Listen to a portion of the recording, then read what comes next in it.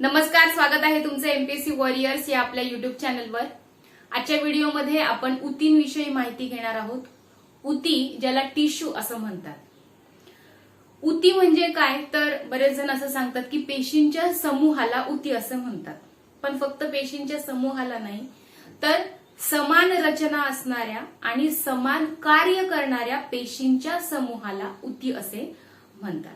ठीक आहे, तर बघा ऊती ही जी संज्ञा आहे किंवा टिश्यू ही जी संज्ञा आहे ती बीचट या शास्त्रज्ञाने दिलेली आहे। त्याचप्रमाणे टिश्यूंचा जो अभ्यास असतो त्या अभ्यासाला हिस्टोलॉजी असं म्हणतात, जसं की ऊतींच्या पेशींच्या अभ्यासाला सायटोलॉजी असं म्हणायचो आपण। ठीक आहे, त्याचप्रमाणे ऊतीच्या अभ्यासाला हिस्टोलॉजी असं म्हणतात आणि हिस्टोलॉजी ही संज्ञा मेयर या शास्त्रज्ञाने दिलेली आहे। त्याचप्रमाणे हिस्टोलॉजी या तंत्राचा शोध मार्सिलो मालपिघी या शास्त्रज्ञाने लावलेला आहे। तर बघा इथे शास्त्रज्ञ एवढे इम्पॉर्टंट नाहीये, याच्यावरती प्रश्न नाही आलेला आहे शास्त्रज्ञांवरती। ज्याप्रमाणे पेशींचे जे शास्त्रज्ञ मी सांगितले होते, रॉबर्ट हुक असेल, ॲलन ल्युएनहॉक असतील आणि अजून 2-3, तर तिथे ते शास्त्रज्ञ महत्वाचे आहे कारण त्याच्यावरती प्रश्न विचारले गेलेले आहेत। पण इथे फक्त तुम्ही एम एम एम एवढं जरी लक्षात ठेवलं तर तुमच्या डोक्यात आलं पाहिजे की समजा जर उद्या विचारलं तर ऊती ही संज्ञा कोणत्या शास्त्रज्ञाने दिली तर मेयर। त्याचप्रमाणे या तंत्राचा शोध कोणी लावलेला आहे, हिस्टोलॉजी या तंत्राचा, तर मार्सिलो मालपिघी। ठीक आहे, तर एवढं तुम्ही लक्षात असू द्या फक्त। आता बघा ऊतींचे मुख्यतः 2 भागांमध्ये वर्गीकरण करता येतं। एक आहे वनस्पती ऊती आणि दुसरा आहे प्राणी ऊती। तर आजच्या व्हिडिओमध्ये आपण प्राणी ऊतींबद्दलच पाहणार आहोत। ठीक आहे, अॅनिमल टिश्यू विषयीच आजच्या व्हिडिओमध्ये आपण माहिती घेणार आहोत। वनस्पती ऊतींबद्दल आपण या नंतरच्या व्हिडिओमध्ये माहिती पाहणार आहोत। तर प्राणी ऊती ज्या आहेत या परत 2 भागामध्ये विभागल्या जातात। एक आहे सरल ऊती आणि दुसरी आहे जटिल ऊती, simple tissue and complex tissue. सरल ऊती ज्या आहेत यांचा परत एक प्रकार पडतो, तो आहे अभिस्तर ऊती, याला एपिथेलियल टिश्यू असं म्हणतात। यांचे परत 7 प्रकार आहेत, 7 सब टाइप्स आहेत, ते आज आपण पाहणार आहोत। त्याच्यानंतर ज्या जटिल ऊती आहेत, कॉम्प्लेक्स टिश्यू ज्या आहेत, यांचे परत 3 टाइप्स पडतात। एक आहे स्नायू ऊती, दुसरा आहे संयोजी ऊती आणि तिसरा आहे चेता ऊती। स्नायू ऊतींचे परत ऐच्छिक आणि अनैच्छिक ऊती। संयोजी ऊतीचे परत 7 प्रकार पडतात। अस्थी आहे, रक्त, अस्थिबंध, स्नायुरज्जू, कास्थी, विरल आणि चरबीयुक्त ऊती। तर या सगळ्यांची माहिती आजच्या व्हिडिओमध्ये आपण पाहणार आहोत। आजच्या व्हिडिओमध्ये तुम्हाला मी हे सांगणार आहे की परीक्षेमध्ये कशा पद्धतीचे प्रश्न विचारले जातात, कारण आजचा व्हिडिओ बऱ्याच जणांना फार किचकट वाटतो, पण याच्यावरती प्रश्न जे आहेत ते तुम्हाला म्हणजे फुकटात देणारे आहेत। इतका सोपा हा टॉपिक आहे, तर आपण परीक्षेच्या दृष्टिकोनातूनच विचार करणार आहोत। तर अगोदर आपण सरल ऊतींचे जे प्रकार पडतात, त्यातही अभिस्तर ऊतींचे जे प्रकार पडतात 7, ते अगोदर बघूयात। आता बघा सगळ्यात अगोदर अभिस्तर ऊती म्हणजे काय, यालाच एपिथेलियल टिश्यू असं म्हणतात। या ज्या ऊती असतात यांची जी रचना असते किंवा यांच्यामधील ज्या पेशी असतात त्या एकमेकांना अतिशय चिटकून असतात। ठीक आहे, यांच्यामध्ये गॅप नसतो, यांच्यामध्ये काय नसतो, गॅप नसतो, अतिशय चिटकून असतात या ऊती। कोणत्या? अभिस्तर ऊती। एक स्तराप्रमाणे अस्तराप्रमाणे या कार्य करतात। या सगळ्याच यांचे जे टाइप्स असणार आहेत 5-7, ह्या सगळ्या ऊतीच्या ज्या पेशी असणार आहेत त्या सगळ्याच कशा असणार आहेत, चिकटून असणार आहेत, जवळजवळ असणार आहे, यांच्यामध्ये इंटरसेल्युलर गॅप नसणार आहे। ठीक आहे, तर या गोष्टी परत परत सांगणार नाहीये की यांच्यामध्ये काय क्वालिटी आहे ती। आता नंतर आहे सरळ पट्टकी, हा जो पहिला सब टाइप आहे अभिस्तर ऊतीचा, सरळ पट्टकी ऊती, याला सिंपल स्क्वॅमस टिश्यू असं म्हणतात। या कशा असतात, बारीक असतात, चपट्या असतात आणि यांचं एक अस्तर तयार झालेलं असतं। कुठे? कॅव्हिटीमध्ये, जिथे कुठे पोकळी असते, जसं की पेल्विक कॅव्हिटी झालं, ऍब्डॉमिनल कॅव्हिटी झालं, यांच्यामध्ये काय असते, पोकळी असते। ठीक आहे, तर या पोकळीच्या आत, समजा ही एक पोकळी आहे, तर याच्या आत एक सिंगल लेअरचं काय केलेलं असतं, यांनी अस्तर बनवलेलं असतं। ठीक आहे, धमन्या आणि शिरांच्या आत देखील, समजा ही शिर आहे तर याच्या आत एक नाजूक असं अस्तर तयार केलेलं असतं, अशा पद्धतीचं या पेशींनी. ठीक आहे, सिंगल लेअर असतात या. तर याच्यावरती प्रश्न बघा परीक्षेमध्ये कसे कसे विचारतात. एक तर धमन्या किंवा शिरा यांच्यामध्ये कोणत्या प्रकारच्या ऊती सापडतात. तर तुम्हाला लिहायचं आहे सरलपट्टकी किंवा सरलपट्टकी या ऊती खालीलपैकी कोणत्या अवयवामध्ये सापडतात. मग खाली काही ऑप्शन असतील. तर तुम्हाला इथे सगळ्याच कॅव्हिटी लक्षात ठेवायच्या आहे जिथे पोकळी असते त्यांच्या आतील हे आवरण असतं. त्याचप्रमाणे धमन्या आणि शिरा हे उदाहरणं तुम्हाला इथे मोस्टली उदाहरणच तुम्हाला इथे लक्षात ठेवायची आहेत. तर तुम्हाला हे प्रश्न सोपे जाणार आहेत. त्याच्यानंतर आहे स्तरित पट्टकी ऊती, यालाच स्टॅटिफाईड स्क्वॅमस टिश्यू असं म्हणतात.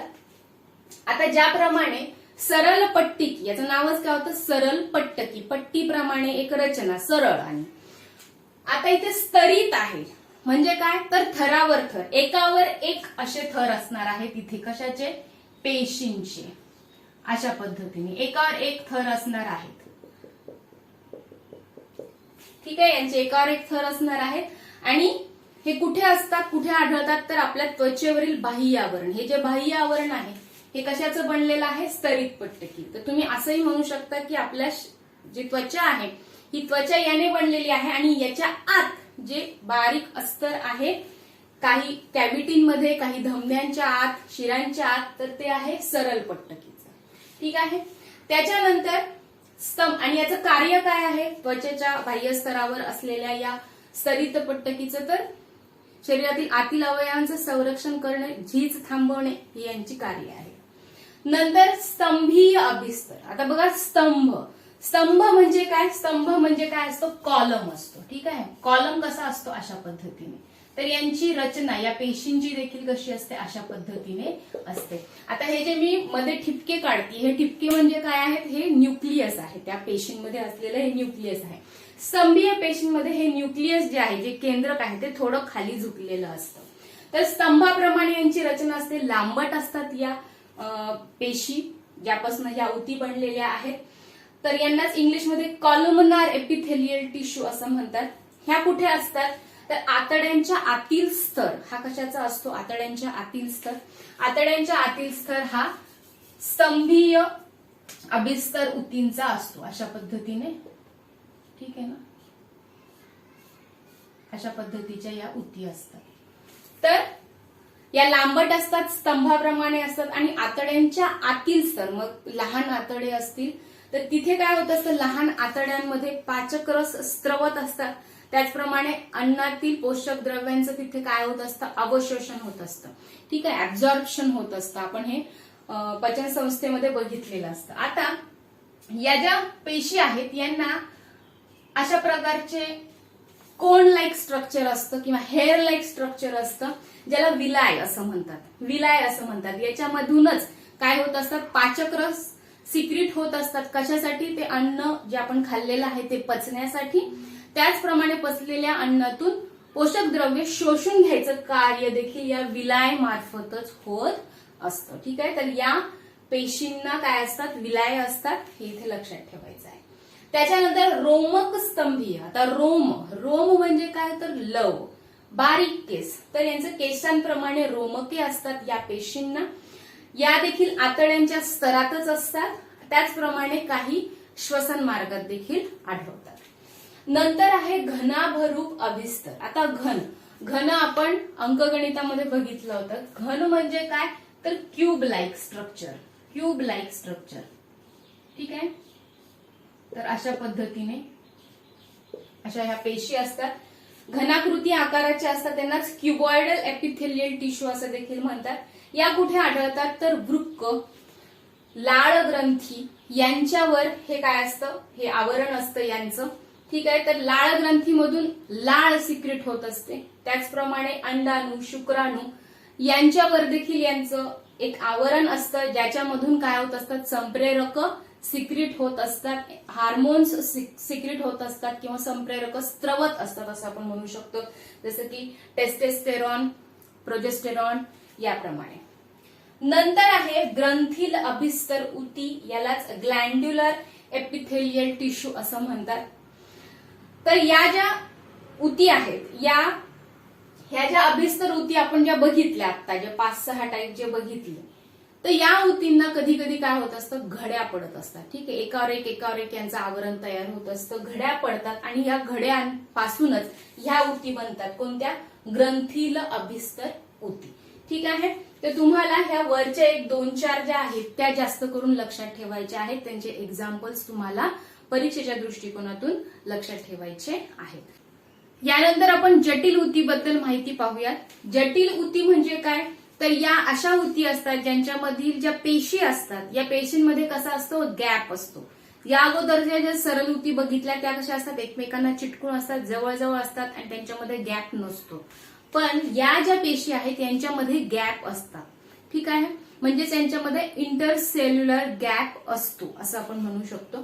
तर हा जो गॅप आहे याच्यामध्ये काय असतं, तर याच्यामध्ये एक फ्लुइड असतं ज्याचं नाव आहे मॅट्रिक्स. मॅट्रिक्स नावाचं फ्लुइड याच्यामध्ये असतं. आता याचे टाईप्स बघूयात. सगळ्यात पहिला टाईप आहे संयोजी ऊतीचा. संयोजी ऊती यालाच कनेक्टिव्ह टिश्यू असं म्हणतात. ठीक आहे, आणि त्याचेच परत आपल्याला हे खालचे त्याचे 5-6 टाईप्स बघायचे आहेत. तर सगळ्यात अगोदर संयोजी ऊती म्हणजे काय, तर याचं नावच आहे इंग्लिशमध्ये कनेक्टिव्ह टिश्यू. कनेक्ट करणं, कशाला कनेक्ट करणं, तर शरीरातील अवयवांना एकमेकांशी कनेक्ट करणं, त्याचप्रमाणे आपल्या शरीराला एक आधार चौकट बनवणं, यासारखी याची कार्य आहेत. कनेक्टिव्ह म्हणजे काय, फॉर एक्झाम्पल ब्लड, रक्त. रक्त हे आपल्या शरीराच्या एखाद्या भागात आहे का, कुठेतरी नाही, संपूर्ण शरीरात आहे आणि ते आपल्या शरीरातील सर्व अवयवांशी कनेक्टेड आहे. काय, ब्लड. त्याचप्रमाणे हाडे देखील आपल्या संपूर्ण शरीरामध्ये पसरलेली आहेत. हे देखील एक कनेक्टिव्ह टिश्यूचंच एक्झाम्पल आहे. ठीक आहे, तर कनेक्टिव्ह टिश्यू म्हणजे काय, तर आपल्या शरीरभर हे अवयवांशी, ऊतींशी जोडलेले असतात. एवढं तुम्हाला इथे लक्षात ठेवायचं आहे. त्याच्यानंतर याचा टाईप बघूयात आता आपण कनेक्टिव्ह टिश्यूचा. पहिला आहे अस्थी म्हणजेच बोन्स. बोन्स बद्दल डिटेलमध्ये मी स्केलेटन सिस्टीम म्हणजे अस्थि संस्थेमध्ये बोललेली आहे. जर तो तुम्ही व्हिडिओ बघितलेला नसेल तो नक्की बघा. आता अस्थि या ज्या ऊती आहेत या ऑस्टिओसाइट नावाच्या ज्या पेशी आहेत त्या पेशींपासून बनलेल्या असतात. ठीक आहे, इथे हे नाव इम्पॉर्टंट आहे म्हणून लिहिलेलं आहे. तर ह्या ज्या ऊती असतात त्या अतिशय मजबूत असतात. आपल्याला माहिती आहे हाडं अतिशय मजबूत असतात. ठीक आहे, तर या ऊती देखील कशा असतात, मजबूत असतात. या कशाने बनलेल्या असतात, या कॅल्शियमनी बनलेल्या असतात, फॉस्फरसनी बनलेल्या असतात. यांच्यामध्ये काय असतं, कोणती मूलद्रव्य असतात, तर कॅल्शियम असतं, फॉस्फरस असतं. त्याचप्रमाणे कोलॅजिन नावाचं काय असतं, प्रोटीन देखील या हाडांमध्ये, अस्थींमध्ये असतं. त्याचप्रमाणे रक्ताची निर्मिती करणं हे याचं मुख्य कार्य आहे. त्याचप्रमाणे आपल्या शरीराला एक आधार प्राप्त करून देणं हे देखील याचं कार्य आहे. त्याच्यानंतर आहे रक्त. रक्त हे देखील एक कनेक्टिव्ह टिश्यूचं खूप महत्वाचं इम्पॉर्टंट असं उदाहरण आहे. त्याचप्रमाणे रक्त हा एकमेव असा टिश्यू आहे जो की तरल स्वरूपामध्ये आपल्या शरीरामध्ये असतो. ठीक आहे, ऊती कशा असतात, ह्या सॉलिड लाईक स्ट्रक्चर असतं. ठीक आहे ना याचं, पण रक्त हे एकमेव अशा ऊती आहेत ज्या की तरल द्रव स्वरूपामध्ये, लिक्विड स्टेटमध्ये आपल्या शरीरामध्ये असतात. ठीक आहे, तर इथे प्रश्न तयार होऊ शकतो. त्याच्यानंतर रक्तामध्ये काय असतात, रक्तामध्ये आरबीसी असतात, डब्ल्यूबीसी असतात, प्लेटलेट्स असतात, प्लाझ्मा असतं.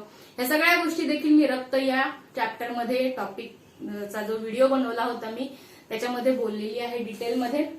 याचं कार्य काय आहे रक्ताचं, तर ऑक्सिजनचं वहन करणे आणि कार्बन डायऑक्साईड जो तयार झालेला आहे तो परत लंग्सकडे, फुफ्फुसांकडे आणून देणं. म्हणजेच काय, तर ऑक्सिजनची आणि कार्बन डायऑक्साईडचं वहन करणे, त्याचप्रमाणे पोषक द्रव्यांचं देखील वहन करणे, संप्रेरकाचं वहन करणे, ही याची कार्य आहेत रक्ताची. ठीक आहे, त्याच्यानंतर आहे अस्थिबंध, यालाच लिगामेंट असं म्हणतात. आता हे लिगामेंट कसे असतात, लवचिक असतात आणि मजबूत असतात. आणि यांचं हे कुठे असतात, तर हे बोन टू बोन कनेक्ट झालेले असतात. बोन टू बोन, जसं की समजा हे एक हाड आहे आणि हे एक हाड आहे, तर इथे हे लिगामेंट असतात. ठीक आहे, इथे काय असतात, हे लिगामेंट. हे लिगामेंट आहे अस्थिबंध याला म्हणतात. अस्थिबंध दोन अस्थींना जोडण्याचं कार्य हे करत असतात. हे मजबूत असतात पण लवचिक असतात, ज्याच्यामुळे आपण असे हे दोन जे हाड आहेत ते इकडे हलवू शकतो, ठीक आहे, वाकवू शकतो आपण आपला हात. कशामुळे? तर या लिगामेंटमुळे. त्याच्यानंतर इथे लक्षात ठेवायचं आहे, बोन टू बोन कनेक्ट करणं, हाडांना हाडांशी जोडायचं कार्य अस्थिबंधामुळेच शक्य होत असतं. त्याच्यानंतर आहे स्नायुरज्जू, याला टेंडन असं म्हणतात इंग्लिशमध्ये. ह्या एक तंतुमय अशा उती असतात, कमी लवचिक असतात अस्थिबंधापेक्षा, पण त्या देखील तितक्याच मजबूत असतात. आणि या बोन टू मसल अशा जोडलेल्या असतात. म्हणजे आता हा आपला बोन झालेला आहे ना, हे आता त्याच्यावरती काय आहेत? मसल्स आहेत. तर बोन टू मसल्स असे जोडलेले असतात हे टेंडन, म्हणजेच स्नायुरज्जू, ठीक आहे. तर बोन टू मसल हे जोडलेले असतात, ज्यामुळे हालचाल करणं शक्य होतं. तर या हाडांच्या वरती हे काय असतात? टेंडन असतात, जे की मसलशी जोडलेले असतात. त्याच्यानंतर आहे कास्थी, याला कार्टिलेज असं म्हणतात.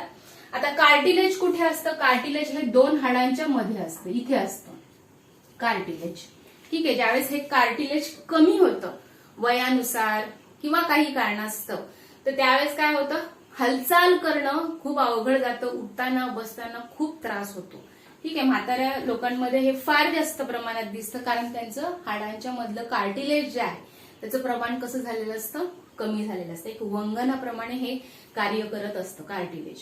त्याचप्रमाणे ह्या कार्टिलेजची जर उदाहरणं आपल्याला जर दाखवायची झाली तर काय आहे? कान आहे. कानाला बघा आपण असं अशाप्रमाणे दुमडू शकतो. त्याचप्रमाणे नाकाचा शेंडा किंवा नाकपुड्या ह्या देखील आपण दुमडू शकतो, ठीक आहे. हाडं आपण मोडू शकतो का? हाडं आपण दुमडू शकतो का? नाही, ते डायरेक्ट तुटणार, मोडणार.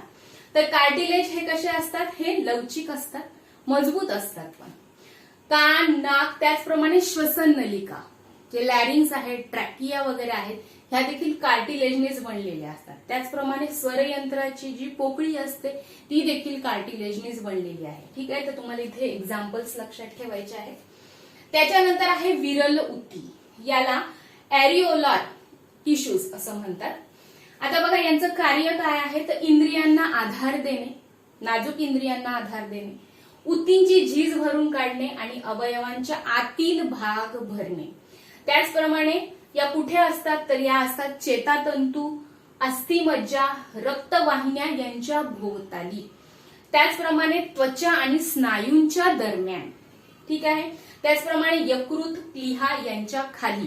तर बघा, ज्याप्रमाणे आपल्याला आपल्या घरी एखादा फोन वगैरे आपण मागवतो, त्याच्यावरती एक किंवा एखादी नाजूक गोष्ट टीव्ही वगैरे मागवतो, त्यावेळेस त्याच्यावरती एक बबल लाईक अशी पिशवी असते बघा, जी आपण फोडतो, आपल्याला फार मजा येते ते फोडायला. तर त्याचप्रमाणे हे असतं. त्याचं कार्य काय असतं त्या पिशवीचं? की त्या आतील जी काही वस्तू असेल नाजूक तिचं संरक्षण करणे, ठीक आहे. पाण्यापासून म्हणा किंवा ट्रान्सपोर्टमध्ये त्याचं संरक्षण करणे. तर त्याच पद्धतीने हे विरल उती आपल्या शरीरामध्ये कार्य करत असतात. ज्याप्रमाणे ट्रान्सपोर्ट होत असताना किती खाचखळगे येत असतील, रस्त्यामध्ये भरपूर खड्डे येत असतील, तरी पण ती वस्तू तशीच राहते. आपणही ज्यावेळेस रस्त्यावरून जातो, गाडीवरून जातो, त्यावेळेस खड्डे भरपूर येतात, पण आपल्या आतील अवयवांचा आकार वगैरे बिघडतो का? नाही. कारण कोणामुळे? तर ह्या विरल उतीमुळे. या आपल्या शरीरातील जे अवयव आहेत, नाजूक अवयव आहेत, यांचा आकार जशाला तसं ठेवणे, कारण हे खाली त्यांना काय देत असतात? संरक्षण प्राप्त करत असतात, कारण हे त्यांच्या भोवताली, सभोवताली, खाली असतात म्हणून. त्याच्यानंतर आहे कनेक्टिव्ह टिश्यू मधील शेवटचा टाईप आहे चरबीयुक्त टिश्यू, ज्याला ऍडिपोज टिश्यू असं म्हणतात. ऍडिपोज हे मेदाने भरलेलं असतात. चरबी आलेला आहे शब्द, म्हणजेच काय असणार आहे? याच्यामध्ये मेद असणार आहे, फॅट असणार आहे. तर आपल्या शरीराची जी त्वचा आहे, या त्वचेच्या खाली हे चरबीयुक्त टिश्यू असतात. त्याचप्रमाणे वृक्काभोवती म्हणजेच किडनी भोवती, यकृतामध्ये देखील ह्या चरबीयुक्त सेल्स असतात, ठीक आहे. त्याचप्रमाणे मसल मध्ये देखील या चरबीयुक्त टिश्यूज असतात. यांचं कार्य काय आहे? तर उष्णता रोधक. म्हणजे काय? जे लोक जास्त जाड असतात त्यांना काय होत असते? गरमी जास्त होत असते, ठीक आहे ना. कारण किंवा थंडी वाजत नसते असं म्हणू शकतो आपण. त्यांना थंडी लवकर वाजत नाही, कारण त्यांच्यामध्ये जे फॅट सेल्स असतात हे काय करत असतात? त्यांना उष्णता देत असतात. त्याचप्रमाणे सुंदरता, जर व्यवस्थित फॅट सेल्स तुमच्यामध्ये असतील तर एक पर्सनॅलिटी देखील आपली कशी होत असते? चांगली दिसत असते. म्हणजे फॅट सेल्स हे असायला पण पाहिजे, पण फार जास्त प्रमाणात नसायला पाहिजे. ठीक आहे. तर हे आपण बघितले संयोजी ऊतीचे टाइप्स. आता जटिल ऊतीमध्येच आपण स्नायू ऊतींचे टाइप्स पाहूयात. जटिल ऊतीचा दुसरा प्रकार आहे स्नायू ऊती, यालाच मस्क्युलर टिश्यू असं म्हणतात. या ज्या आहेत त्या स्नायूंच्या लांबट अशा पेशींपासून बनलेल्या या ऊती असतात, ज्या की यांच्यामध्ये संकोची प्रथिन असतं, ज्यामुळे कॉन्ट्रॅक्शन आणि रिलॅक्सेशन या सगळ्या गोष्टी म्हणजेच हालचाल करणं सोपं होत असतात. तर या ज्या पेशी आहेत, या पेशींपासून बनलेल्या ज्या ऊती आहेत, ज्या लाल रंगाच्या असतात, ज्यांच्यामध्ये मायोग्लोबिन नावाचं पिगमेंट असतं. ठीक आहे, रंगद्रव्य मायोग्लोबिन नावाचं रंगद्रव्य यांच्यामध्ये असतं.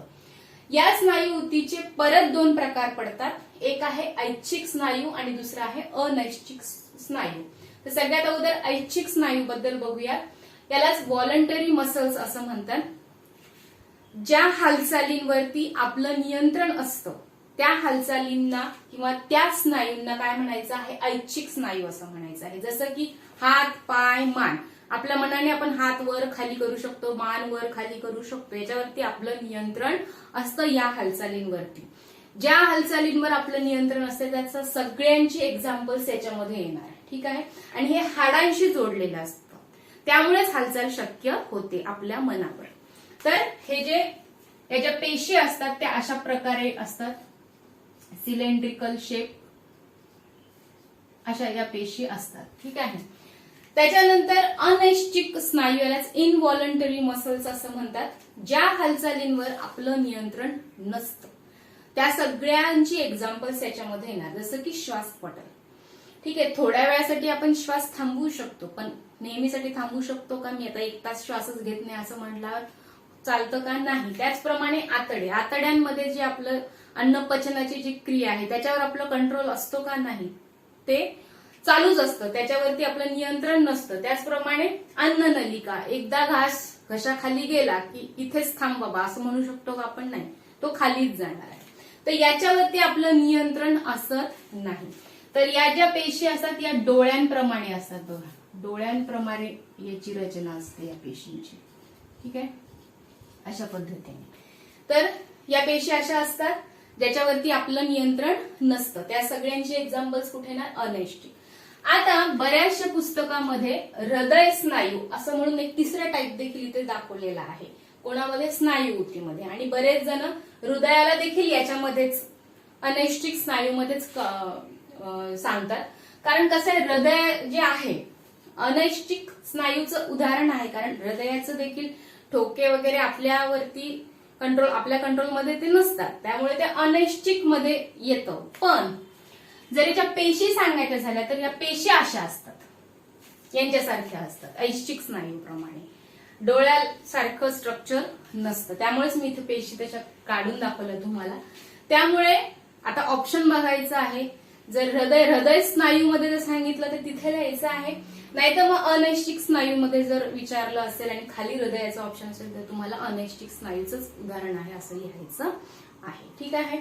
त्याच्यानंतरचा तिसरा प्रकार आहे जटिल ऊतींमधला, तो आहे चेताऊती.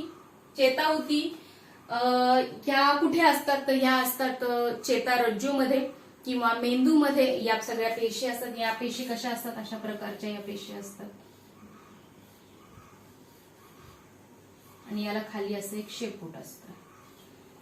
तर या चेतापेशी या चेतारज्जू आणि मेंदूमध्ये असतात. संदेशाचं, माहितीचं वहन करायचं कार्य यांचं असतं. म्हणजे शरीरातील कुठल्याही भागाला जखम झालेली असेल, वेदना झालेली असेल तरी त्याचा तो संदेश, ती माहिती मेंदूपर्यंत पोहोचवण्याचं कार्य या पेशी करत असतात.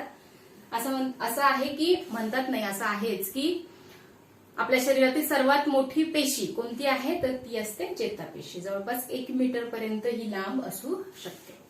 तर आजच्या व्हिडिओमध्ये आपण ऊतींबद्दल माहिती घेतलेली आहे आणि त्यातल्या त्यात प्राणी ऊतींबद्दल आपण संपूर्ण माहिती परीक्षेच्या दृष्टिकोनातून घेतलेली आहे. याच्यानंतरच्या व्हिडिओमध्ये आपण वनस्पती ऊतींबद्दल माहिती घेणार आहोत. त्यामुळे तो व्हिडिओ पाहायला विसरू नका. आणि आजचा व्हिडिओ आवडला असेल तर जरूर लाईक करा. भेटूयात पुढच्या व्हिडिओमध्ये. धन्यवाद.